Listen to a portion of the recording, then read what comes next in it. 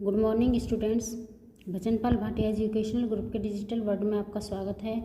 Dear students, Hindi गद्य खंड के अंतर्गत जो हमारा प्रकरण चल रहा था वह था किल्लो। आइए आगे पढ़ते हैं। कई घंटे के उपचार के उपरांत उसके मुंह में एक बूंद पानी टपकाया जा सका। उपचार अर्थात इलाज के बाद तीसरे दिन वह इतना अच्छा और आश्वस्त अर्थात ठीक हो गया कि मेरी उंगली अपने दो नन्हे पंजों से पकड़कर नीले कांच की मोतियों जैसी आंखों से इधर उधर देखने लगा।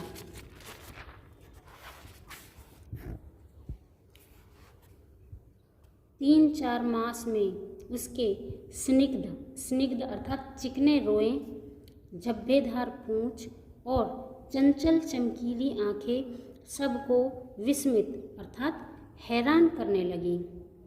हमने उसकी जातिवाचक संज्ञा को व्यक्तिवाचक का रूप दे दिया और इस प्रकार हम उसे गिल्लू कहकर बुलाने लगे। मैंने फूल रखने की एक हल्की डलिया में रुई बिछाकर उसे तार से खिड़की पर लटका दिया। वहीं 2 वर्ष गिल्लू का घर रहा। वह स्वयं हिलाकर अपने घर में झूलता और अपनी कांच के मनकोसी आँखों से कमरे के भीतर और खिड़की के बाहर ना जाने क्या देखता समझता रहता था, परंतु उसकी समझदारी और कार्यकलाप पर सबको आश्चर्य होता। जब मैं लिखने बैठती तब अपनी ओर मेरा ध्यान आकर्षित करने की उसे इतनी तीव्र इच्छा होती थी कि उसने एक अच्छा उपाय खोज निकाला। वह मेरे पैर तक आकर सर्र से पर्दे पर चढ़ जाता और फिर उसी तेजी से उतरता।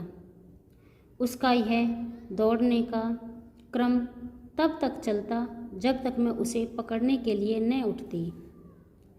कभी मैं गिल्लू को पकड़कर एक लंबे लिफाफे में इस प्रकार रख देती कि उसके 2 पंजों और सिर के अतिरिक्त सारा लघु गात अर्थात उसका शरीर, गात अर्थात शरीर, लिफाफे के भीतर बंद रहता।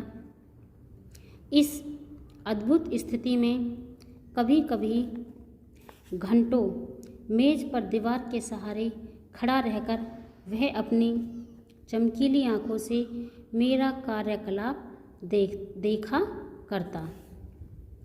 भूख लगने पर चिक चिक करके मानो वह मुझे सूचना देता और काजू या बिस्कुट मिल जाने पर उसी स्थिति में लिफाफे से बाहर वाले पंजों से पकड़कर उसे कुतरता रहता। फिर गिल्लू के जीवन का प्रथम वसंत आया। नीम चमेली की गंध मेरे कमरे में हौले हौले आने लगी। बाहर की गिलहरियाँ खिड़की की जाली के पास आकर चिक चिक करके ना जाने क्या कहने लगी। गिल्लू को जाली के पास बैठकर अपनेपन से बाहर झांकते देखकर मुझे लगा कि इसे मुक्त करना आवश्यक है।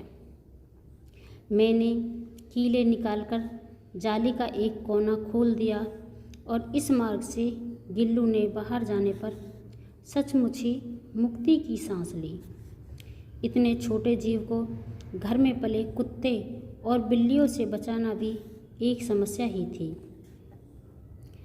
आवश्यक कागज पत्रों के कारण मेरे बाहर जाने पर कमरा बंद ही रहता है। मेरे कॉलेज से लौटने पर जैसे ही कमरा खोला गया और मैंने भीतर पैर रखा, वैसे ही गिल्लू जाली के द्वार से भीतर आकर मेरे पैर से सिर और सिर से पैर तक दौड़ लगाने लगा। तब से यह नित्य का क्रम हो गया। मेरे कमरे से बाहर जाने पर गिल्लू भी खिड़की की खुली जाली की राह बाहर चला जाता और दिन भर गिलहरियों के झुंड का नेता बना हर डाल पर उछलता कूदता रहता और ठीक 4 बजे वह खिड़की से भीतर आकर अपने झूले में झूलने लगता। मुझे चौंकाने की इच्छा उसमें न जाने कब और कैसे उत्पन्न हो गई। कभी फूलदान के फूलों में छिप जाता, कभी पर्दे की चुन्नट में और कभी सौन जूही की पत्तियों में। मेरे पास बहुत से पशु पक्षी हैं और उनका मुझसे लगाव भी कम नहीं है, परंतु उनमें से किसी को मेरे साथ मेरी थाली में खाने की हिम्मत हुई, ऐसा मुझे स्मरण नहीं आता, अर्थात ऐसा मुझे याद नहीं है।